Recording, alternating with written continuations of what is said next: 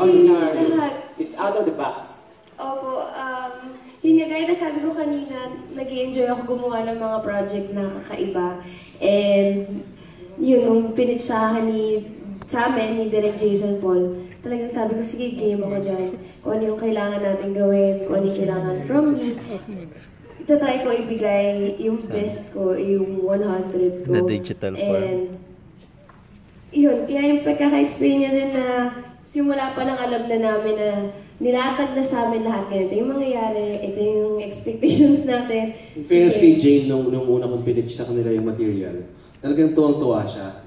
Genuinely. Si McCoy, binabasa-basa ko pa kung ano ba i-email ko na ba yung character. Kaya hindi ko alam kung anong look pa. Pero kasi si McCoy, ganun talaga yung default face niya na parang yung bata na hindi sigurado. Pero pag nasa set na, ngayon na, alam mo na professional talaga, siniseryoso talaga niya. Bakit silang dalawa napili? Bakit daw sila dalawa napili? Si Sir Deo actually yung pumili sa kanila. And nag-agree ako. Si McCoy, nakatrabaho ko na sa Instalado, sa Too Far. May last question ako eh. Si Jane, first time ko makatrabaho. Pero, binackground check ko naman yung mga past works nila. Mga Marina, Hindi ko yung mga past works nila. So, sa akin lang naman, hindi naman kahit sino, pero kahit sino magaling na aktor na sasakyan yung gusto kong mangyari, yung vision ko, willing ako makatrabaho. Okay. Partner, may bonus question lang. Ang publicist ni Jackie Chan, mag-isip kay...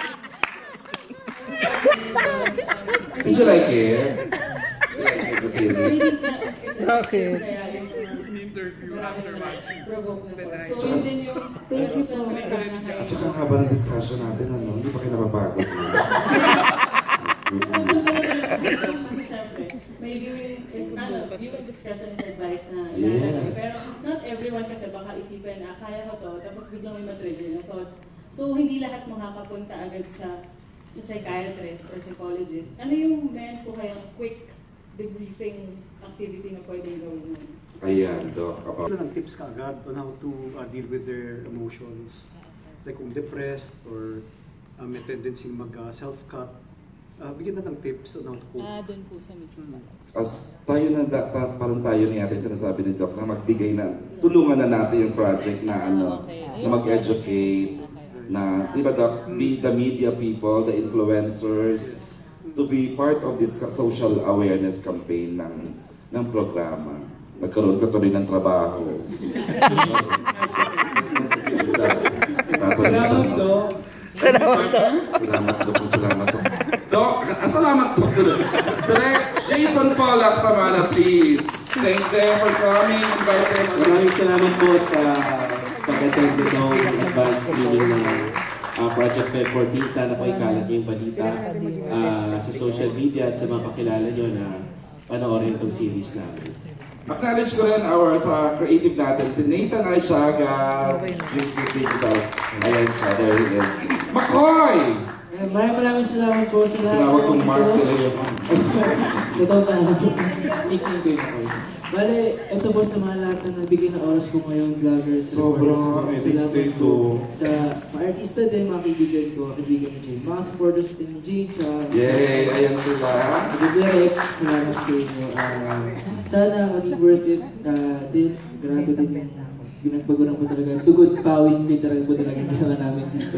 Sana po magustuhan ninyo at humingi po kami ng tulong nyo na ibigay ng positibong side ang project na to. At makatulong din sa mga tao. Kaya thank you, Dreamscape, Sir Deo, Ms. Elder. Tanong mo na lang, ma'am.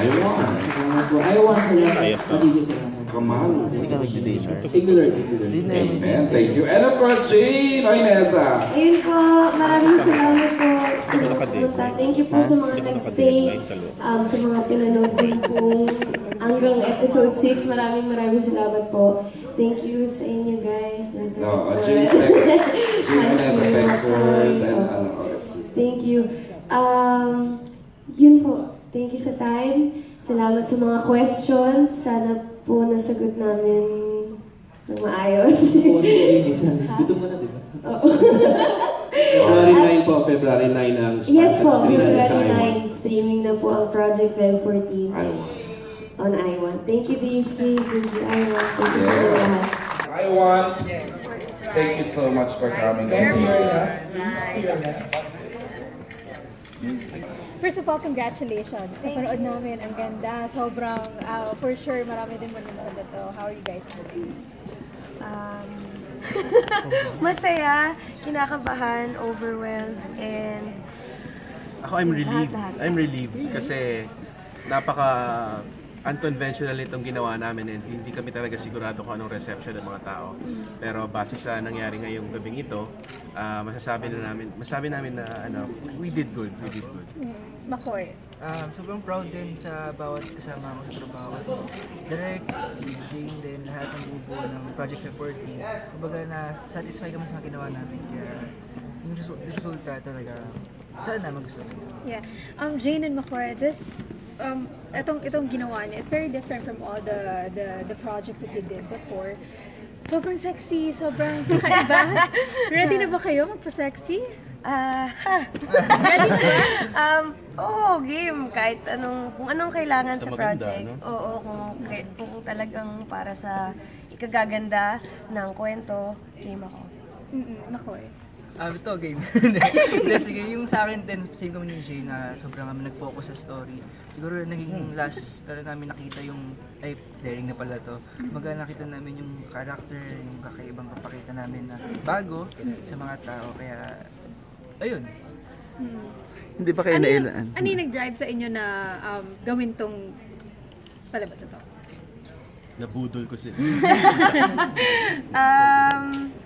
Yung challenge, yung pagiging kakaiba niya. Syempre, to work with Direk Jason Paul, and it's a passion project, and yun. And dahil ibang platform din siya, it's for iWant. So, let me just rehash my question a while ago. Nasabi ko kanina na ready ba kayo sa, syempre iba-iba yung sasabihin ng mga tao dito, may magugustuhan, may hindi. So, ready ba kayo kung may mababatikos, may magugustuhan? ready naman. From the very start, talagang we managed our expectations na the topic, the themes are very controversial. Meron at merong lalabas na criticisms. So ngayon pa lang, parang open kami na, sige, pag-usapan natin, pag-usapan ninyo. Kasi for sure, iba't ibang sides ang lalabas, iba't ibang opinions about this. First time to watch ba? Kayong dalawa ito na nandiretso. Yes. How do you react dun sa reaction ng tao? And kayo mismo nung pinapanood nyo yung sarili nyo sa eksena nyong dalawa? Yung may mga eksena talaga nakaganon ako, tapos gawa ganito, direct. Kasi, first time po sa amin. And napanood ko lang siya habang nagda-dub, pero syempre, hati-hati pa. Tapos, yun nga, ano ako sa mga reaction ng tao. Ngayon ko lang napanood na hindi lang kami yung nakakita, hindi lang production, pati yung ibang mga tao. So, Makoy? Same din po. Actually, binibilang po namin yung reaction ng mga tao. Sabi ko, Jane, react na hanggang ngayon. Oo, kasi nung una tahimik eh. Parang lahat sila hindi pa alam kung... Sinasakyan pa lang. Oo. Pero nung may mga reaction na may mga iba, may tumawa, may... Yung nag-iiba-iba na. Thrill na sa nangyayari. How do you prepare dun sa eksena yung mga masaselan? Nag-uusap ba kayo? Or parang, how do you prepare? And mentally, how do you prepare para magawa nyo ng, di ba, ng maayos? Nag-uusap-usap with Direk, and then kami rin ni Makoy. Basta ako, nag-trust lang ako kay Makoy, and naging comfortable ako with him sa eksena. So, yun lang. Full trust lang talaga. We made friends with each other before the project started. Kaya nung nandun na, I can attest na hindi talaga sila nagkailangan. Ano ang balak mo sa Feb 14? Valentine's Day? Sana may work ako. Are you sequel na ba ito ng bagong love team? This is gonna be a start of course, bagong... If mabigyan ako ng project ulit with Makoy, sige, game ako dyan. Ayun naman kasi nangihibabaw sa amin talaga yung kwentuhan kami tungkol talaga palagi sa acting, sa mga movie na papalad namin. Kaya yun, pwede naman din kasi sobrang gaang niya katrabaho. Kung ano yung ginabigat ng project, yun yung ginagaang ng set kasi sa tawa niya talaga. Naging positive lahat. Naipasok mo yan. Thanks, Makoy. Compliment talaga. Message mo kayo sa mga mga taong who make fun of people with mental disorder? Of course, it's a bad thing to make fun of anyone, especially people who have conditions that require help. So, ganun lang. Be kind. Ganun lang naman ang kailangan natin sa mundo ito ngayon. Be kind. Okay. Last, invite everybody to watch. Hi everyone! Project Feb 14, streaming na po yan sa I Want this February 9. Sa Saturday na po yun. It's brought to you by Dreamscape Digital, Camaro Productions. Alright, thank you so much. Thank you guys!